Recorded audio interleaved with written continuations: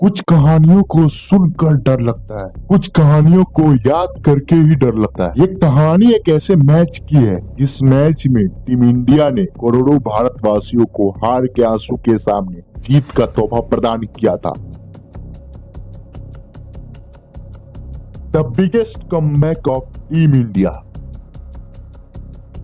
And India stride into the final. They've beaten England by 68 runs and enter the final. Semifinal में अंग्रेजों को world cup से बाहर कर टीम इंडिया विश्व विजय के लिए एक बार फिर से वर्ल्ड कप के फाइनल में थी और भारत के सामने था विश्व क्रिकेट का सबसे unlucky team south Africa. South Africa के पास मौका था वर्ल्ड कप के फाइनल में भारत को हराकर संपूर्ण विश्व पर राज करने का। विश्व विजय का सपना लेकर दोनों टीमों के कप्तान टॉस के लिए मैदान पर थे। ये टॉस रोहित के हित में गया। टॉस जीतकर रोहित ने पहले बल्लेबाजी करने का फैसला किया। कुछ इस प्रकार थी दोनों टीमों की फाइनल प्लेइंग 11। टीम इंडिया के पारी का आगाज करने आ गए थे स्वयं कप्तान हिटमैन और किंग कोहली, और साउथ अफ्रीका की तरफ से पहला ओवर डाल रहे थे मिस्टर मार्को। मिस्टर मार्को की पहले गेंद पर कप्तान हिटमैन ने सिंगल लेकर टीम इंडिया का खाता खोला। अब मिस्टर मार्को के सामने किंग कोहली ने बैक टू बैक चौके जड़कर मिस्टर मार्को के सामने अपने इरादे जाहिर कर दिए। विराट के बाद रोहित ने भी महाराज के ओवर में 2 लगातार चौके जड़े, परंतु टीम इंडिया का कप्तान एक बड़े शॉट के प्रयास में अपना कीमती विकेट खो दिया। कप्तान के इस तरह मैदान छोड़ते ही पंत ने भी टीम इंडिया का साथ बेहद जल्दी छोड़ दिया। एक एग्रेसिव अप्रोच के चलते भारत ने अपने 5 ओवर में ही 3 सबसे खतरनाक बल्लेबाज खो दिए थे। इस परिस्थिति को देखकर भारत के फैंस मायूस थे। 19 नवंबर एक बार फिर से भारतीय लोगों के जहन में आ रहा था। अब भारत के पारी को आगे बढ़ा रहे थे बापू और विराट ने भारत के पारी को 10 ओवर तक 75 तक पहुंचा दिया था। एक तरफ से बापू आंदोलन पर आंदोलन कर रहे थे, वहीं दूसरे छोर से किंग बापू का साथ दे रहे थे, परंतु 13वां ओवर और 13वें ओवर की तीसरी बॉल पर एक गलतफहमी की वजह से बापू का पारी समाप्त हुआ। परंतु बापू की ये पारी हमेशा के लिए भारतीय क्रिकेट के इतिहास में याद रखी जाएगी। टीम इंडिया आज के मैच के अपने सबसे कामयाब बल्लेबाज अक्षर पटेल को अब खो चुकी थी। अब भारत की निगाहें थी किंग विराट और बाहुबली दुबे से।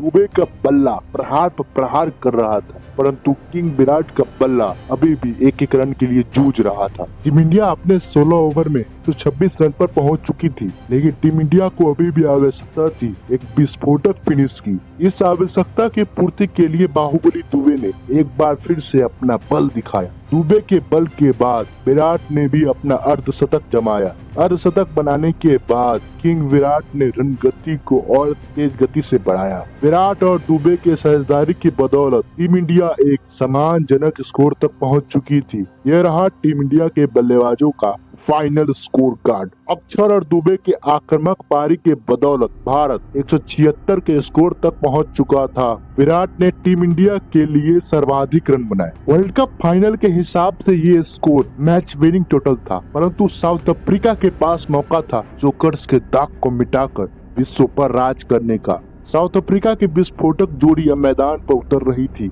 हेनरिक्स और क्विंटन अर्शदीप का मुकाबला करने के लिए तैयार थे। अर्शदीप ने अपने पहले ओवर में केवल 5 रन खर्च किए। अगला ओवर फेंक रहे बुमराह ने रीजा के तीनों स्टंप उखाड़ दिए। रीजा बुमराह के इस बॉल को खेलने में असफल रहे। दूसरे छोर से अर्शदीप ने भी मार्करम को साउथ अफ्रीका जाने का आदेश दिया।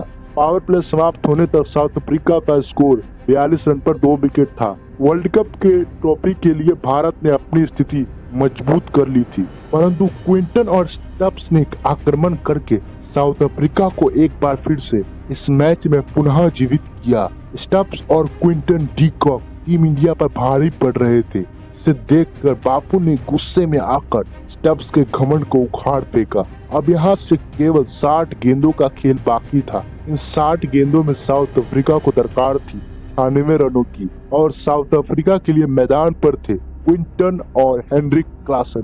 डीकॉक ने बड़े समझदारी के साथ रन गति को तेज गति से बढ़ाया, परंतु डीकॉक के बाद क्लासन ने वो किया जिसे ये दुनिया आज भी क्लासन कांड के नाम से जानती है। क्लासन ने एक के बाद एक भारतीय स्पिनरों को बेरहमी से पिटाई की।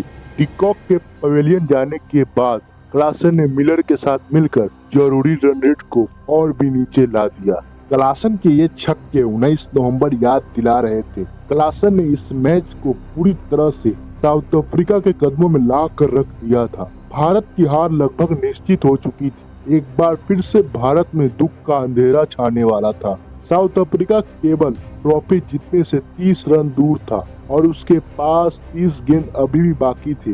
भारत को अब इस बात का पता चल चुका था कि क्लासन के रहते ये मैच अब आसान नहीं, संपूर्ण भारत पर अंधेरा छाने वाला था। परंतु इस मैच में कुछ ऐसा हुआ जिसकी उम्मीद ना तो भारत को थी और ना ही साउथ अफ्रीका को। हार्दिक ने 17वें ओवर की पहली गेंद पर महादानव क्लासन को आउट कर संपूर्ण भारत की उम्मीद एक बार फिर से जीवित कर दी। अब अगली 18 गेंदों पर साउथ अफ्रीका को 22 रनों की दरकार थी। हिटमैन ने इन 22 रनों को बचाने के लिए अपने सबसे बड़े हथियार बुमराह का सहारा लिया। बुमराह ने 18वें ओवर में महज 2 रन खर्च करके मार्को को पवेलियन का रास्ता दिखाया।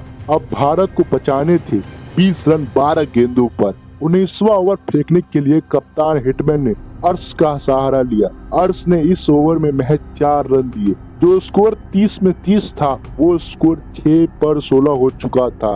अंतिम ओवर फेंकने के लिए कप्तान हिटमैन ने हार्दिक को एक बार फिर से मैदान पर उतारा। हार्दिक ने अपनी काली शक्ति पहली गेंद पर आजमाया। इस गेंद पर ऐसा कुछ हुआ जिसे दुनिया आज भी कहती है अविश्वसनीय, अकल्पनीय। सूर्या ने इस कैच को पकड़कर संपूर्ण भारत को बताया, दिवाली के लिए तैयार हो जाओ। इस कैच के बाद साउथ अफ्रीका केवल पल्ला भासता रह गया। ये मैच जीतने के लिए साउथ अफ्रीका को 9 रन बनाने थे, परंतु साउथ अफ्रीका अंतिम गेंद पर केवल 1 रन बना पाता है। 1 रन के साथ ही भारत विश्व क्रिकेट का सम्राट बन चुका था। भारत 2007 के बाद पहली बार T20 वर्ल्ड कप जीतने में कामयाब हुआ। अब संपूर्ण भारत 19 नवंबर को पीछे छोड़ 29 जून को एक नए त्योहार के रूप में मना रहा था। और भारत बन गया है विश्व चैंपियन, T20 का नया विश्व चैंपियन। टीम इंडिया, भारत ने वर्ल्ड कप जीत लिया।